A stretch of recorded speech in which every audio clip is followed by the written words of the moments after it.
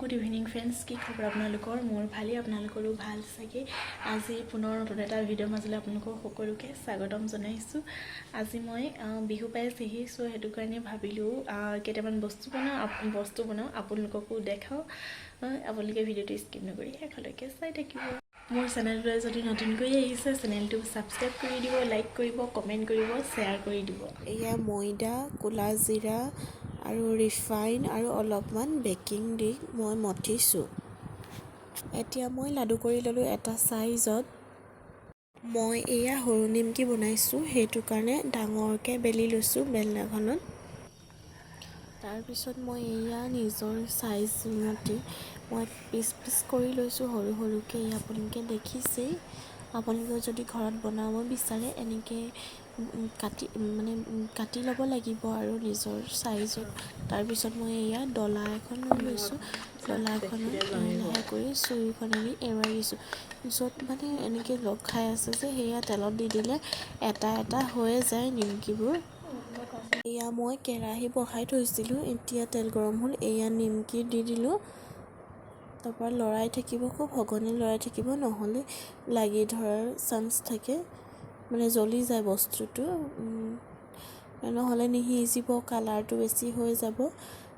এনেকৈ বহুত সময় লৰাই থাকিব লাগিব। নিমকিৰ কালাৰ অলপ আহিছে আৰু অকণমান ৰাখি লওঁ, তাৰপিছত মই নমাই দিম।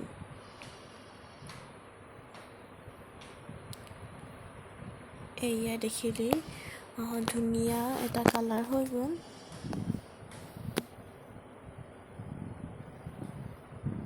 এতিয়া মই এটা বাচন ল'ব, ফুটা থকা, নহ'লে তেল তলত বিয়পি যায়, সেইটো কাৰণে মই ফুটা লগা এটা খৰাহী লৈছোঁ। সেই খৰাহীটোত মই ৰাখি থৈছোঁ নিমকিবোৰ। এয়া মোৰ নিমকি বনাই হৈ গ'ল। আপোনালোকৰ ঘৰত চেষ্টা কৰি চাব এনেকৈ নিমকি ঘৰত বনাটো খাবলৈ ভাল। এয়া এতিয়া মই কেক বনাব লৈছোঁ। এয়া ডিম দুটা লৈছোঁ, এয়া ময়দা, এয়া একাপ ৰিফাইন, এয়া একাপ চেনি, জোখ অনুযায়ী দিব।